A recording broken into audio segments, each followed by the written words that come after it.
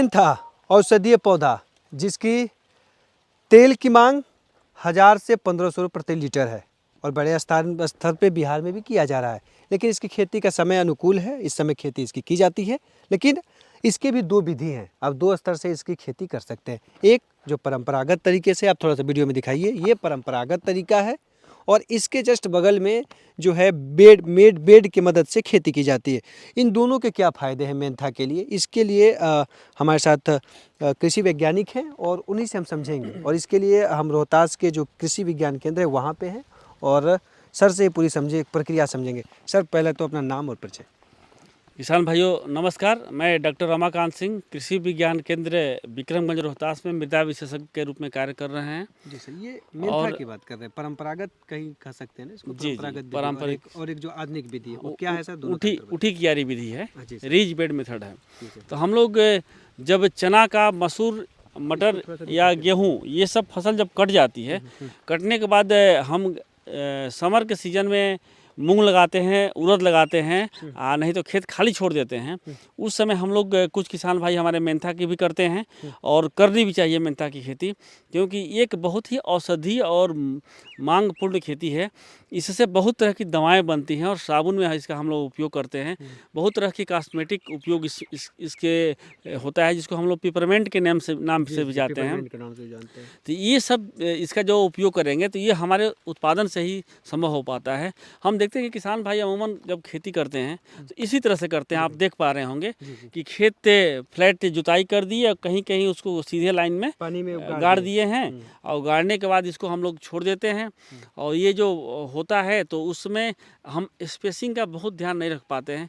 फिर भी आपको 20 सेंटीमीटर पौध से पौध की दूरी और लाइन से लाइन की दूरी 60 सेंटीमीटर रखने का आपको प्रयास करना चाहिए। तो इसमें एक घाटा क्या होता है हमारे, कि आप देख पा रहे होंगे कि पानी अभी खेत में लग गया और पानी लग गया तो ज़्यादा पानी जब लग जाता है, पानी निकाल नहीं पाते हैं तो इसमें सूखने लगता है पौधा और पौधा पूरा सूख जाएगा। देखिए कुछ पौधे सूख कहीं कहीं आप देख भी पा रहे होंगे कि पौधे हमारे सूख रहे हैं। तो ये एक पानी ज़्यादा लगने की वजह से भी हमारा संभावना बढ़ती है।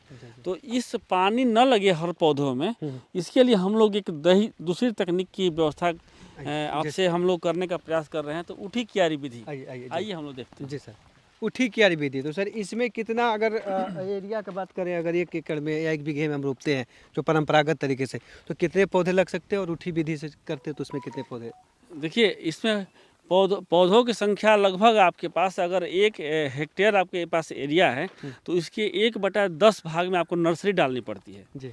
और ये जो वैरायटी है गोल्डन वैरायटी है, तो 1/10वां भाग में जब हम लोग नर्सरी डालते हैं, उस नर्सरी से हम उसके पूरे खेत की रुपाई कर पाते हैं। और इस तरह से अगर आप देखते हैं तो लगभग 90,000 के आसपास पौधे आपको 1 हेक्टेयर में आते हैं। ये 85 से 90,000 के रेंज में आते हैं। अगर स्पेसिंग आप ठीक रखें 60 × 20 सेंटीमीटर की दूरी पर, लगभग 85 से 90,000 पौधे आपके खेत में लगा पाते हैं। ये जो है नॉर्मल अगर परंपरागत से करते हैं 1 हेक्टेयर में करते हैं नहीं, पौधों की संख्या तो उतनी ही आती है। किसान जो परंपरागत रूप से करते हैं वो संख्या 1.5 लाख तक कर देते हैं। अच्छा। स्पेसिंग कम करके कर देते हैं। अब इसमें होता क्या है कि लास्ट में जब पौधे की बढ़वार होती है तो उनको स्पेस नहीं मिल पाता है। और जब स्पेस नहीं मिलेगा तो उस समय पौधे के पत्ते नीचे के झड़ जाते हैं। और जब पत्ते नीचे के झड़ गए तो उसकी हमको फायदा नहीं मिल पाता है, क्योंकि पत्तों से हमारा तेल निकलता है। हम लोग आगे बढ़कर देख सकते हैं कि ये रीज बेड में, आप आगे जाइए, रीज बेड मेथड से जब हम लोग लगा रहे हैं तो रीज मेथड दिखा दीजिएगा। रीज आप देख रहे होंगे कि ये जो बेड है जी, इस बेड के दोनों साइड में हमारा लगा हुआ है और ये उठा हुआ पूरा, आप ऐसे देख सकते हैं आप जी। सीधे पौधे हमारे बेड पर लगे हुए हैं। अब इसमें अगर आप यहाँ पर आप बढ़कर चलकर देखें सिंचाई कैसे करते हैं। देखिए, अभी आज हमारी सिंचाई खेत पर हो भी रही है। आप वहाँ पर देख रहे थे कि पूरे खेत में पानी भरा पड़ा था जी सर। और यहाँ पर आप देख रहे हैं कि ये जो नाली में सिर्फ पानी, सिर्फ ये जो बेड के नाली में ही पानी जाता है जी सर। आप देख पा रहे होंगे कि सिर्फ नाली में पानी गया और इसके बाद साइड में हमारा सूखा रहा, यानी कि पौधा डायरेक्टली टच में नहीं आता है पानी के, इसलिए उसमें सूखने की, झरकने की या मरने की संभावना कम हो जाती है। तो इस मेथड को भी हम लोग को अपनाना चाहिए, क्योंकि जिसे हम लोग आलू की सिंचाई भराई करके पटवन करते हैं, उसी तरह से हम लोग किसान भाइयों से अनुरोध है कि इस मंथा को भी करें, और ना इसमें ज़्यादा पानी चाहिए और ना ज़्यादा खाद चाहिए। खाद जब देने की बारी आए तो इसमें हम लोग फोलियर पर जाएँ तो अच्छा परिणाम आएगा, क्योंकि इसमें पत्तों के जो परिणाम आते हैं, पत्तों से जो रिजल्ट आते हैं, वही हमारे लिए फ़ायदेमंद है, और इसी में से हम लोग तेल ले पाते हैं। तो यही सब पूरी विधि है। तो इसमें तेल उत्पादन कितना हो जाएगा अगर उसके तुलना में?